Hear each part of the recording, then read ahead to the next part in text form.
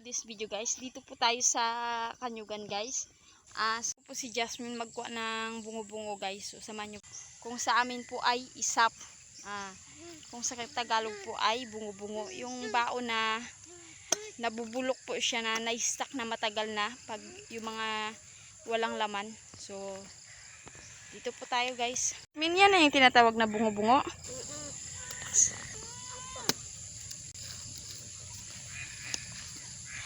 Ano yan, Jasmine? Iniipon mo? Short. Ha? Uulingin. Uulingin? May naipon na ka na? Sa bahay. Anong? Imunta ko po para may panghabol po ako sa Christmas party. Bakit kailan yung Christmas party yung Jasmine? Merkulis. Kailan? Merkulis. Merkulis.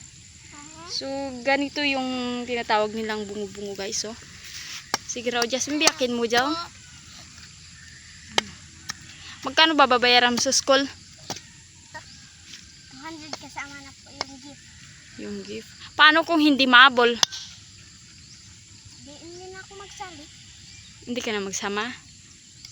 Okay lang sa'yo kung hindi ka makasama sa Christmas party? Yan. Baon na po siya guys. Ayan. Hindi lahat po ay nakukuha namin na walang laman. Minsan po nakakakuha po kami ng mga may laman pero bulok na po. Kailangan lang talaga na maingat ka kailangan lang talaga maingat ka mag-anap ng bungo-bungo kasi yung iba delikado din kasi may mga syempre hindi natin inaasahan yung mga ahas. Diyan kasi sila nagtatago kaya kailangan talaga na doble ingat yung pagkuha sa kanya.